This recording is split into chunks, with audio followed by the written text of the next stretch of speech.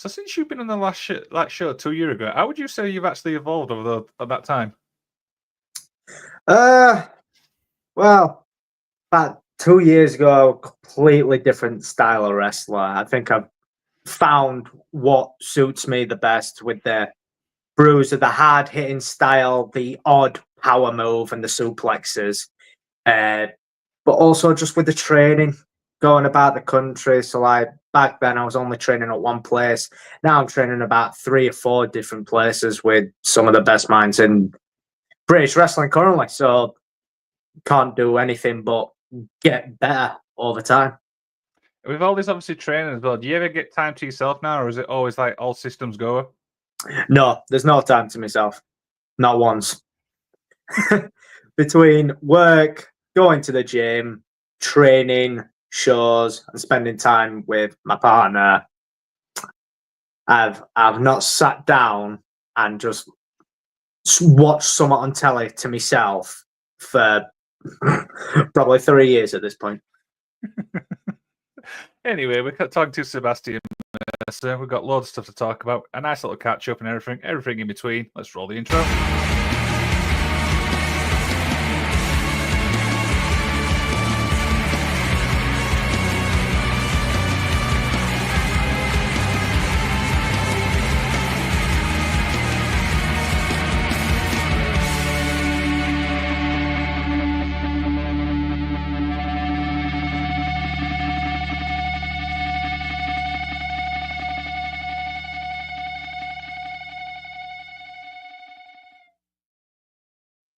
Seb, it's great to have you back. Like we said before, the very first person we ever interviewed, man. You've done so much in 2 years, but how's your week been so far? It's been a decent week, to be fair. Mainly just working. I wrestled this past Friday at UKW. I've just been training today at Pursuit Pro Wrestling. And tomorrow night, I defend my Blackheart Unleashed Championship at Blackheart Wrestling. Yeah, absolutely. I saw that. We'll also talk about that and stuff like that. And I'm just thinking that. So you said that you didn't get time to obviously like sit down and stuff like that. So how do you juggle work and wrestling? How does that obviously all come about? Well, with work, I work 4 days a week, 10-hour shifts, and then 1 week I'll work during the day, 1 week I'll work during the night. So when I'm working on that night shift, I don't get time to train. I start work at 4 o'clock, don't finish till 2 a.m. For Gaffer won't be watching this, so I can say this. When I'm working nights, I get to watch stuff on my phone. So I watch wrestling, I do some homework, I just watch it for fun. So I get to train in that regard. Mm-hmm. And then during the week when I'm working 6 a.m. till 4 p.m., I get to train at Evo Academy in Grimsby on a Tuesday. I then get to train at Pursuit Pro Wrestling on a Thursday, if not a Saturday. And every couple Sundays a month, I'll go up to Newcastle. I'll train with Rampage Brown. Wow, that's some really big names. Let's obviously start with obviously Newcastle and stuff like that. I mean, what's some of the things obviously you've learned from Rampage? What I've learned from Rampage is it's really difficult to just talk about because he's helped with, he's really nitpicky. So the little things that he notices, he cleans up. So just like fundamentally, I'm a lot better wrestler.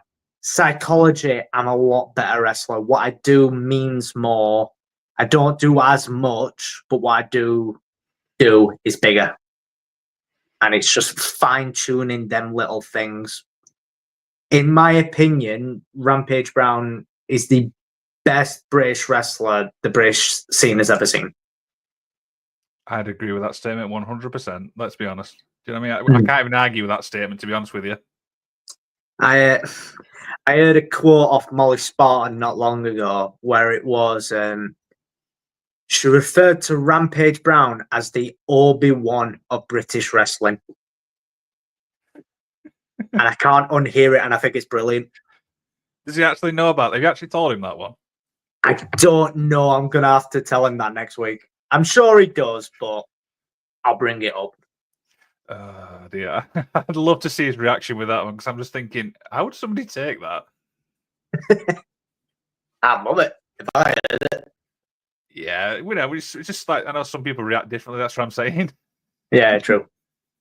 So we'll stick obviously in the Newcastle area because obviously you've been obviously on wrestling in Newcastle. Now this was a bit of a surprise because Settle the Score last year, I was there obviously as a fan, and I know you did the training seminar, but you ended up on the show. Talk about the whole day on that. Let's be honest.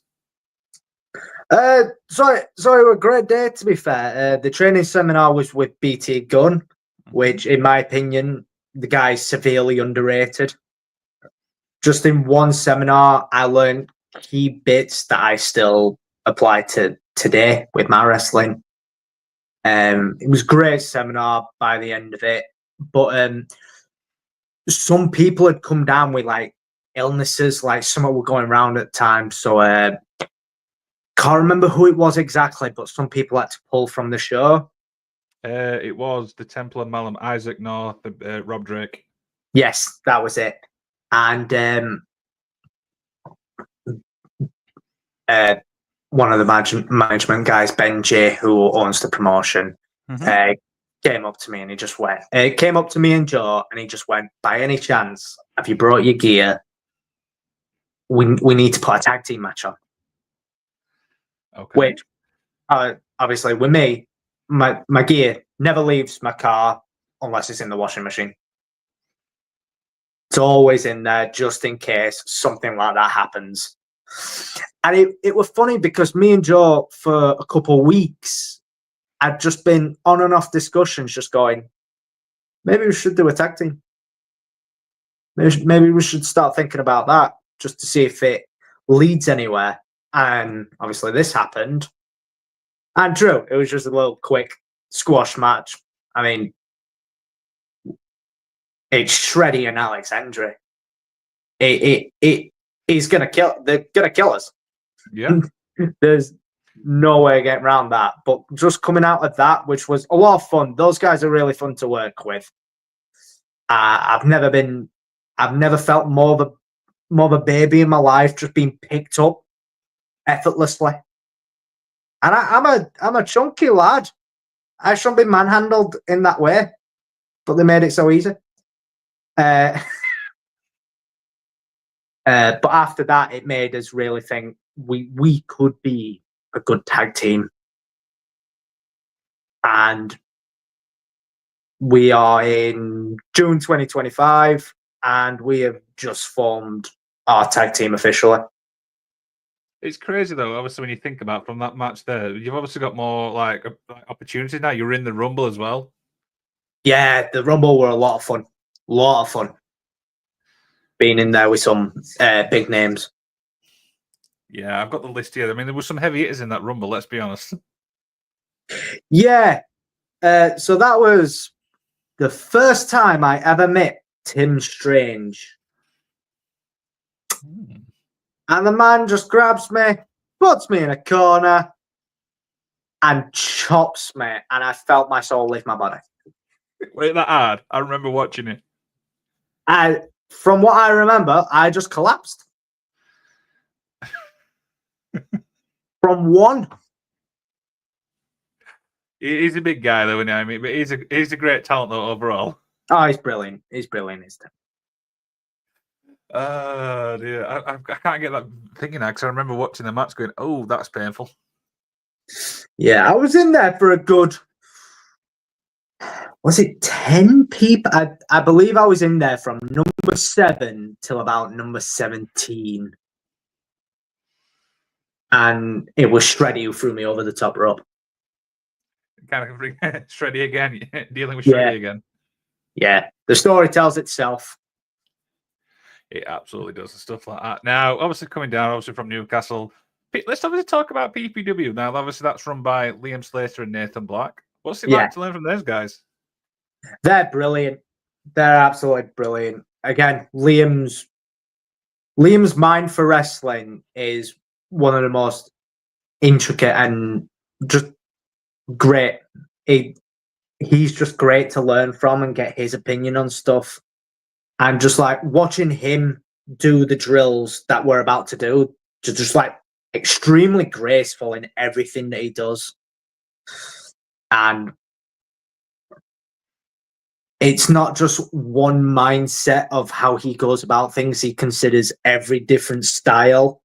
And if I do something in a match, he'll go, it more leans to this style, so try and more focus on that rather than trying to get a mixture of everything. Well, get a mixture of everything, but not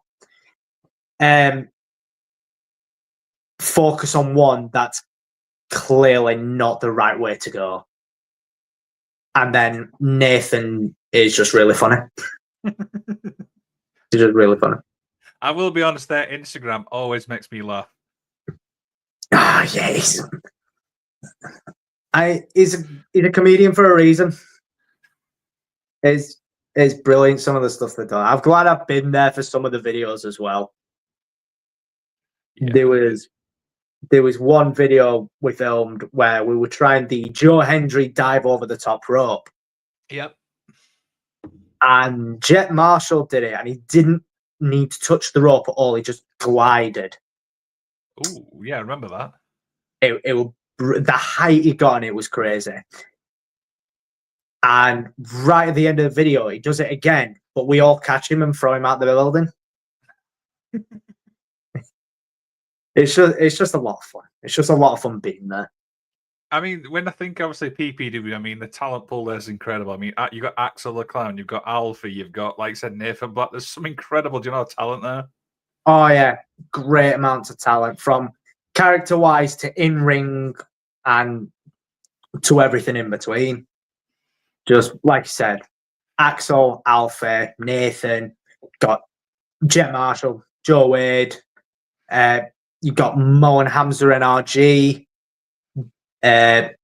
Hardman Dan, HMD, Kemper as well, which is on insane amount of talent in one room. And that's just a handful. There's loads more.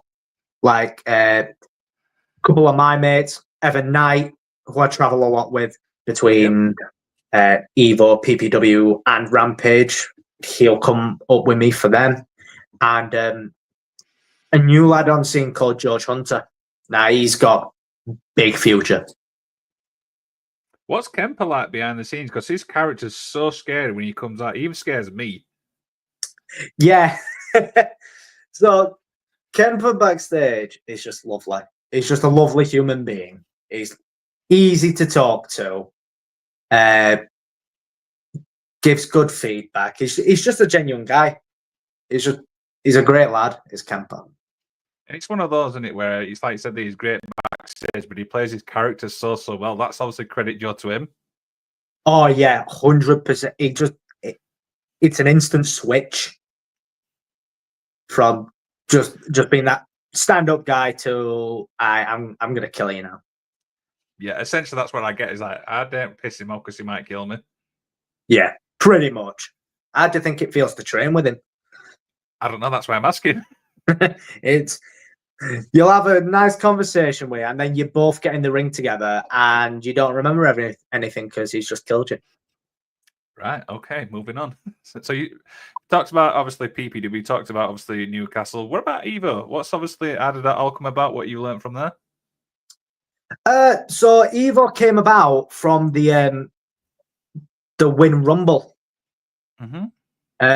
I got to meet Sky Rock at the Rumble, and he's the head trainer at the Evo Academy. Okay. Well, I got speaking to him, and he invited me down. I came to a Tuesday class, and again, it's another one where like Rampage, Liam, and Scotty all have a different mind of wrestling. So with Rampage, it's a lot more of basic, older wrestling structure, which holds up. That isn't necessarily as fast-paced, flips and all that. It's all substance. And then obviously you've got the technical mind of Liam, the way he thinks, and then you've got the way of Scotty, which again is they all link together. Like it's all the basic same structure, but with different minds, and it feels like a lot more fast pace, move for move action.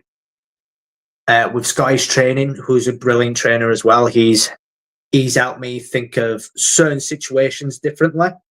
Mm-hmm. And yeah, I try and get there every other Tuesday when I'm on my day shifts, which has thankfully led to a BWR pre-show match last week, which I am very thankful for. Was that the Rumble time? I saw something that you were in. I can't remember exactly what it was. Yeah, so it was the pre-show match to the Riot Rumble. Mm-hmm. It was a fatal four-way elimination match. Okay. And unfortunately, I didn't win. Whatever Knight did. And he got in the Rumble for the night. Oh, okay. But it's still that experience, obviously, you're in front of obviously that crowd, because you know, obviously, how big BWR is. Oh, brilliant. It was a brilliant opportunity. Fantastic just atmosphere as well. And again, everyone there at training, everyone's helping each other with everything. You've got your more experienced guys, you've got your more newer guys, and everyone's just trying to help each other up and get better. And that's one thing I like as well, especially regardless of how obviously much experience you are. There's always something to learn. That's one thing I've obviously learned doing all these podcasts. Like you said, you're learning from Rampage, you're learning from Liam, you're learning from Scotty. It's all different things, but you're still like, do you know what I mean? You're always learning. Let's be honest. Yeah, learning from those, especially those three different schools. What I don't learn from one, I learn from the other. So I'm getting an all-round knowledge of different parts of wrestling and how I can mold them all together to just become an all-round better wrestler. Yeah. I mean, you'll still never see me on the top rope, but all in all, I'm getting better with each and different situation I'm put in. Absolutely. So, how would you say you've evolved then since you were obviously last on the show? That was like 2 years ago. Oh, so evolved. Oh, it's a tricky one because in your mind, you know you've got better, but you also don't want to say that you've got better and like feed an ego. Because that's how I always feel. I feel if I give myself too much credit, I've got an ego, which isn't the case, but that's how my mind works.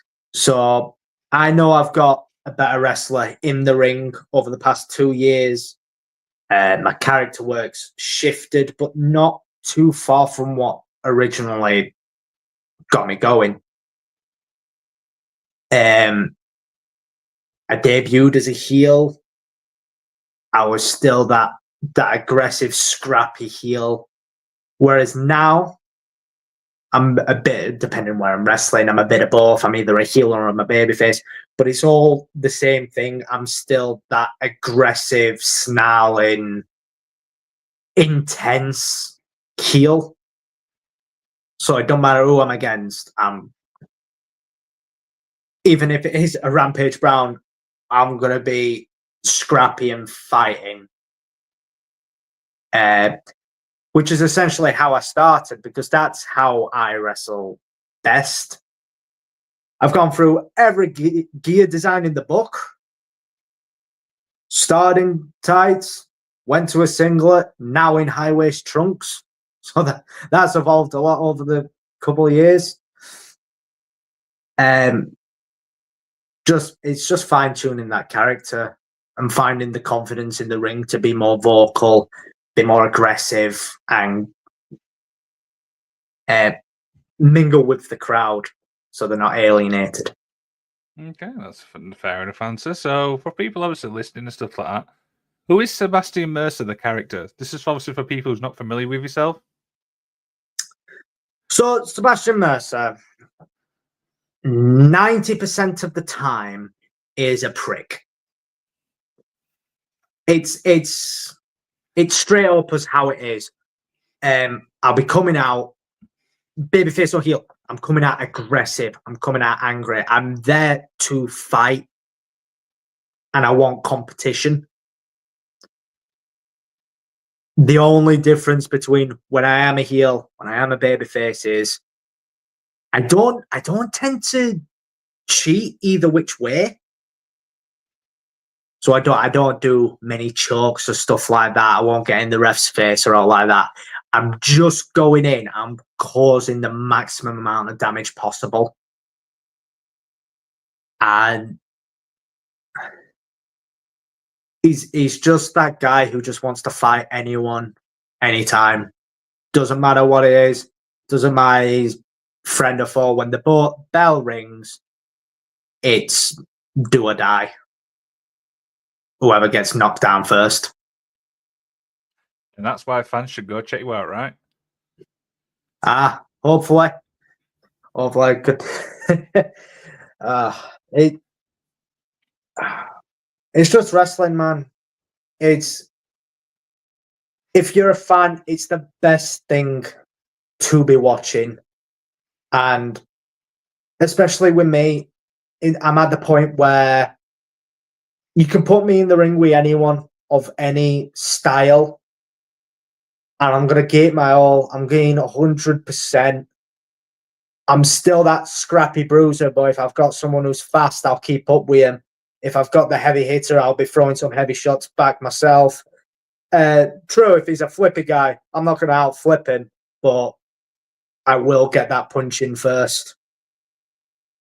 Great answer, great answer. So the one promotion we've not talked about, and obviously I know it's one you're heavily involved in, is UKW. Now I'm just looking on your Instagram, and you've got an unsanctioned match coming up. What's this feud about? So this feud is probably 3 years in the making. Mm-hmm. So when I started, when I debuted, I was in a tag team called the Dogs of War. We were feuding with Cliff Harrison, who was the Genesis champion at the time. He lost the Genesis title to my tag team partner at the time. Then a couple months later, Cliff actually joined us and we became a stable. That winter, they were starting to become more babyface, but I was still heavily heel, and people still didn't like me. And at that point, it was a 8-man tag team match, a faction match, and I turned on my faction. Okay, interesting. We had a feud for a little bit. Then me and Cliff got some space for a while. I won the Genesis Championship at that point and dropped it. And then it came full circle back to the faction. But I talked Cliff into coming with me and dropping our former tag stablemate. Then we became the Breaking Bone Studios. And we were tagging for, it was over a year at this point. So we formed the Breaking Bone Studios in June 2023. Yep. And we were tagging throughout the year. Had some shots at tag team championships, but it never came about, whether it was miscommunication, whether it just wasn't our luck. And later on, 2024, I won the UKW Dream Ticket by winning the 30-man over-the-top rope Great British Bash. And at that point, the tagging seemed to stop. It was very much, I was doing single stuff, he was doing single stuff, but I was doing the winning and he wasn't. I was the one getting the accolades. And at WrestleBration 2024, I cashed in the dream ticket to become World Television Champion. And at that point, I could see that Cliff was getting more and more annoyed, should I say. And he added someone into the group that I didn't agree with, called Sigma. Now, we'd had an on-off feud from February to March. I was his first ever opponent. Mm-hmm. And he got the better of me, and I'll say I didn't take it well. And I repeatedly powerbombed him until Cliff stopped me. Well, we feuded for a little bit going into the Great British Bash, where I then beat him for my win back and then went on to win the Bash. And Cliff had added him into the team without really consulting me. But we moved on. Those two won the tag team championships. And I was still world television champion. And we were having a bit of miscommunication all the way through, the three of us, where I don't like Sigma, but Cliff's trying to get me to calm down and get us all to like each other. Came to December of last year, I lost the World Television Championship. At this point, the crowd's more on my side. They're starting to cheer for me. And I lost it to Hamza Musawa, who kicked me in the you-knows. And yeah, cheered to win. So I wasn't exactly thrilled about how I lost it. But the lads came out. They helped me up. And they kicked me in the yahoos. Again. And then they got the steel chairs. And Cliff gave me a concerto. Oh, wow, okay. UKW would not clear me for 4 months. I wrestled elsewhere. We are being checked, but they wouldn't clear me for 4 months. I then came back at the Great British Bash of this year, a couple entrants after Cliff.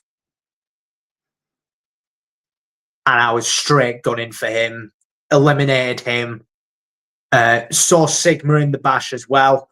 I was throwing him about, but got confused, got distracted, and he got me out of there. And then I had a shot at the World Heavyweight Championship in May. I hit my finish. I hit the MCR. 1, 2, pulls the ref out the ring. And it costs me the World Heavyweight Championship. Wow. So at this point, it's cost me 4 years of my career. It's cost me titles. It's cost me pretty much everything he can do. All bridges are firmly burned. And I just want some payback that no one can stop me doing what I want to do. So I went to the general manager, had a good conversation with him, and he gave me the unsanctioned match. So I can do whatever I want, hurt him however I want to hurt him, and he can't complain about it. He can't do nothing about it. And same goes for me. If I get hurt, the concerto is still firmly on the table if he wants to do it, and it might take me out for more than 4 months this time. So the only way this is going to settle is by one of you walking out and one of you not? Pretty much. Pretty much. It's been 3 firm years in the making.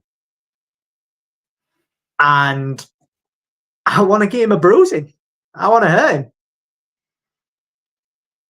this will be going on social media, so Cliff may obviously respond to this. So this may obviously help you build up a bit more anger. You have got anger, do you know what I mean? Like you said, you thought it was obviously your friend. He's obviously cost you obviously a lot of things, so that you've got a lot of anger to get out. Let's be honest.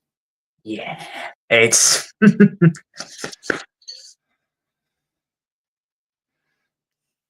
he angers me a lot. That's right. I've got no more words for him. I've just got what I'm gonna do at UKW at Friday night. Pick your poison. And that goes down 20th, I believe. Yes. Okay, stay tuned for that. And if I remember right, that's going to be streamed, so fans can even watch it on the YouTube.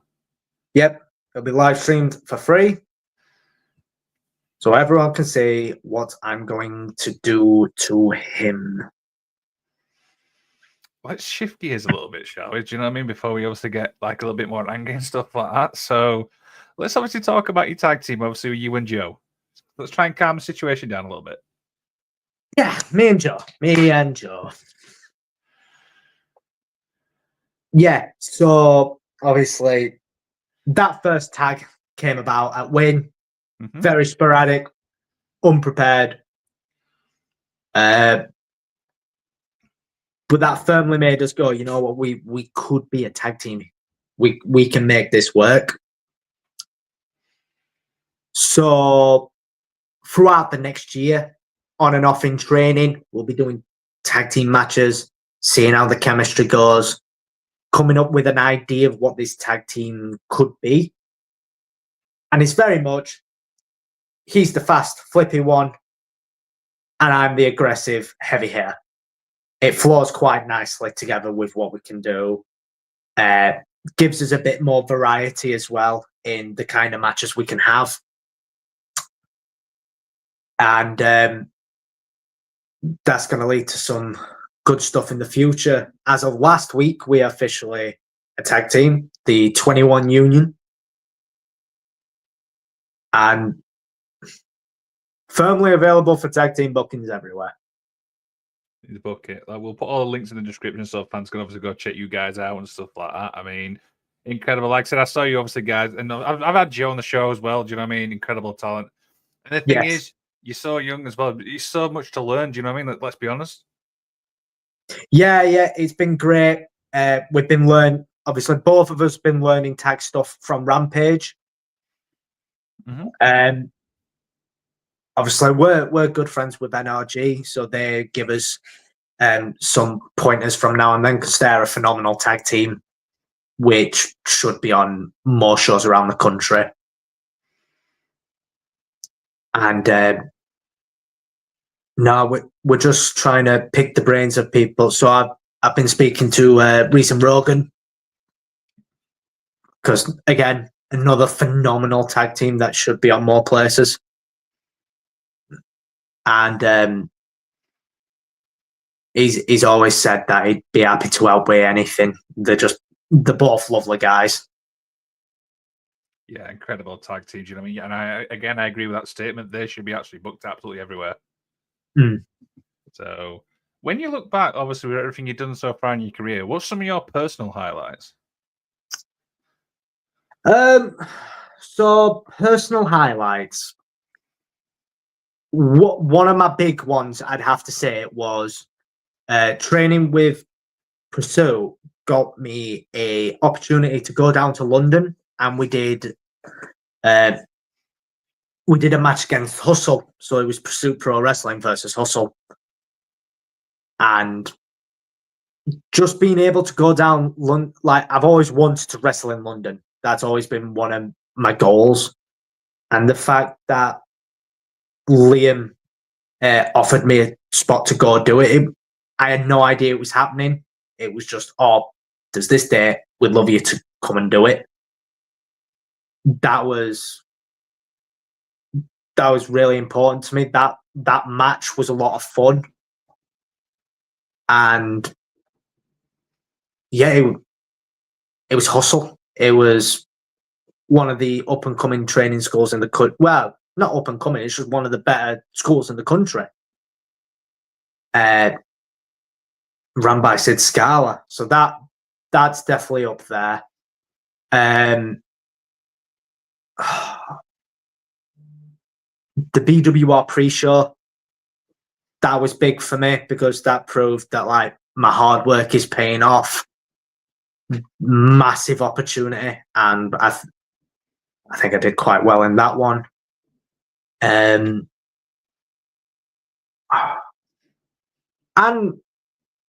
it'll feed the ego a little bit, but the title wins. Because yeah, obviously wins and losses don't really matter in wrestling, but not only having a title match, but winning that match, having the promoter basically go, "We trust you with this. We know you're going to do well with it, and you're going to represent it well." It means a lot. And again, it's another one where it's like the hard work's paid off, but I'm still going, I'm still learning, I'm still grafting. Incredible. Do you know what I mean? Stuff like that. I mean, I want to pick obviously some questions people didn't ask in part one. When you go out to perform, how do you get yourself like into the zone? So it's a bit weird for me because obviously I gotta psych myself up, but while I'm waiting in Gorilla, I get really tired. I start yawning, and I've had a couple people come up to me in the past and go, are you okay? Like, do you want to do this? And I'm like, yeah, I'm buzzing for this. I'm really looking forward to it. But it's like all my energy levels just go into like preservation. And then I come through the curtain and all the adrenaline hits. And I'm like, I'm fully in the zone, absolutely gassed up, looking forward to doing this. And it's a good thing and a bad thing. It's a good thing with those matches where they're a lot of fun, like, yeah, that was great. And it's a bad thing in the regards of where I can go in and do it. I either have a really good match or maybe not a great match, come back and the adrenaline just stops, just plummets down. I either go, that was the worst thing I've ever done in the ring. I'm like, that was great, but man, am I done in. But like, psyching up. I listened to 3 Days of Grace, to be fair. Good band. There's a couple of their songs where it's just heavy. Just heavy. Kind of music. It's my kind of music, so I'm kind of intrigued already. It's a mixture of that or some like quick beat country.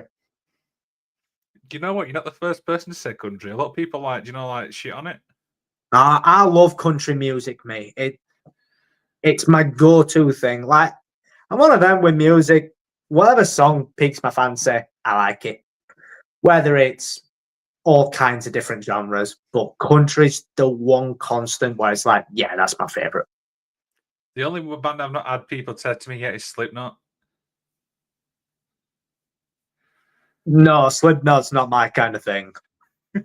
Like, I like heavy, but I'm not that much into metal. But it's like if I could do a few things, it'd be country's at the top, and then there's a couple rock bands like Meatloaf and Bon Jovi. Can't beat Meatloaf or Bon Jovi. Meatloaf's top tier. And then after that, it kind of just fades into songs over bands. Yeah, I kind of get what you're coming at. Like you like a certain song by a band, but rest of it's just like, nah, not for me. Yeah, it's quite a mixture. If I like more than one song of one person, it tends to be quite rare. Yeah, stuff like that. Any injuries so far? No real ones of big consequence. I did in my shoulder a couple months ago, but it was more took a dodgy bump, landed on it, and it was dead for probably a couple weeks. But I never really got it checked out. Just put some I just put some tape on it when I was wrestling, and then throughout Christmas, where I had a break, it sorted itself out. So we're kind of like perfectly timed. Yeah, came out perfectly timed. I probably just overworked it because I'm only 4 years in, but I've got a lot of matches under my belt already. Because I debuted far too early. I admit that thoroughly. But now that I've got better and I'm wrestling better, I'm also wrestling safer. Not necessarily more reserved, but I know when to do certain things that'll maybe take more out of me than what doesn't, but gets the exact same reaction. That's fair. That's fair. Wrestling So smarter. yeah, absolutely. So a few little more questions as we begin to wind down and stuff like that. What's the goal obviously for you now, man? You know, I mean, you've done so much. Obviously, you're going to end up in Newcastle. You've ended up obviously at Evo training, PPW, Black Wrestling. You've done so much in such a short time. What's next? Goals just to keep cracking on, keep training, keep trying to make the opportunities for myself to prove to myself more than anyone else that like what I'm doing is worth it. This is wrestling's the only thing I've ever been actually good at. Not saying I'm great, but it's genuinely one of the things where it's like I finally found that thing that is like I can do this, and I'm glad that I found it. And then just gonna keep cracking, keep training, keep showing up to shows, helping out where I can. Hopefully, things overlap and I get on more shows. I'd love to be on some of the bigger shows like North, True Grit, BWR Prop Play. So many great places to wrestle and so many great people to wrestle. I'd love to go abroad, just wrestle in one other country abroad. Expand in the UK as well, up Scotland, out Wales, further down the country. I just want to broaden my horizons to a point where it's like the dream is to wrestle every single week in a different place. I can see, I can get behind that and stuff like that. It depends though. Will your car survive? I can always get another one, get another car. I didn't ask how many miles it's done. Oy. I've had it 2.5 years. Bought it with 23,000 mileage. We're on 70 currently. 2.5 years? In 2.5 years. Oh, wow. But it's had no issues and I will run it till it dies. Okay, what car is it? And it's just a Vauxhall Corsa. I suppose that's easy. It's simple car though, right? Yeah. Don't need luxury when you're just hitting people hard. No, you're not. Absolutely. So, is there any people you'd like to get in the ring with, like the top three? There's definitely a few names that I'd love to get in the ring with. More. Where do I start? Love to get in the ring with Jet Marshall. Oh, the first person I said was Jet Marshall. I'd love to get in the ring with him. Connor Mills, I think he's great. I'd love to wrestle him.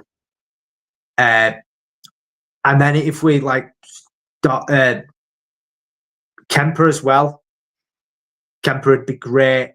Leon Slater, obviously, for very obvious reasons. Leon's probably one of the best in the world currently.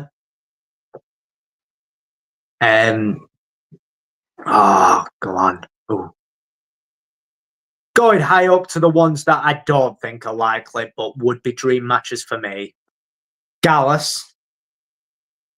All three of them, Wolfgang, Joe, and Mark Coffey. Wild Boar, I feel like that'd be a cool, intense fight. And then trainee, Rampage Brown. Everyone says Rampage Brown. You're not the first person again to say that one. Of course. Because Rampage is best in country. Absolutely. So, for people, obviously, because the one question I see a lot is, what's the next step? So, what would your advice be to wrestlers who want to take that next step, as they call it? So, in what context would we say they are? What do you mean by like that? just like trainees or people wanting to become trainees or wrestlers just in a small circle that are trying to expand into the bigger world of wrestling. Let's obviously like in a small circle looking to expand. Biggest thing I can say is just train as many places as possible. Learn from all the different minds that you can possibly learn from and not stay in one area. Because you're just going to limit yourself. You're not going to give yourself the experience that we all need. We never stop learning. So the more you go to these different places and you show what you can do to other trainers, you can learn from them and get their experiences, the more eyes that will be on you and the more likelihood you'll have of people going, oh, there's this guy or this girl. If you need someone on a show real quick, these are a good shout. But you don't get that if you only stay in one place and hope that someone somewhere will see the one video that you might post 4 months ago. And that's another one, posting constantly, keeping yourself fresh, keeping you in other people's minds more frequently, because you never know which one's going to be the one to explode. Matt Cardona explains that in extreme detail very well. Yeah, I'm glad you said social media because we know how big that ever is for the wrestling side of things. It's massive, especially on the wrestling side of things. And it doesn't necessarily need to be, oh, I did this cool move, I'll post that. It can be literally anything. I just took a picture at the last wrestling show against a wall. Just because I hadn't posted in a few days, I needed something to post. So I just posted a post-match picture. It can be something as simple as that, or it could be a video in training. It could be a video from a match. It could be a match graphic. As long as you're posting consistently, you're staying in the algorithm and you never know which one will explode, get you more followers, so then everything else starts doing better and it just piles on from there. That is the best thing to end on, Seb. Thank you so much, obviously, as always, mate. It's been part of the show. What have you enjoyed yourself today? No, it's been great. Thank you for having me. Absolutely. So I need a couple of things from you. So first one is there anything you'd like to plug? I have Blackheart Wrestling tomorrow night in Guiseley Theatre. I'll be defending the Blackheart Unleashed Championship there. Got some great wrestlers on there. A lot of fun. £5 a ticket. Obviously, we've got wrestling in Newcastle on the 21st of June. Settled the score again. Got my boy, Joe Sedgwick, against HT Drake. Are you going to be there? Rest in peace. Yes, I will be there. I will be there for him. I will be there to carry him out once he dies. As I'm there, as much as I have faith in him, I have all the faith in the world for him. But it is HT Drake. Please come and say hi, because I will be there. I will come and say hi. I love the fact you said carry him out. Please, Joe, do not watch this last little bit. So what we'll do is, obviously, Seb, we'll put all of your socials in, obviously, in the description, so fans can jump from here, go to your socials, go support you and stuff like that. How's that? Of course, I'd appreciate every follow I can get. Absolutely. So I need one final thing, and now every guest I interview gets to do the outro for this show. So you can say anything you want, you can promote anything you want, and I will hit the outro. Take it away. The outro for this video Keep watching every podcast available, especially this one. You never know who's going to pop up. Ta-ta, everybody.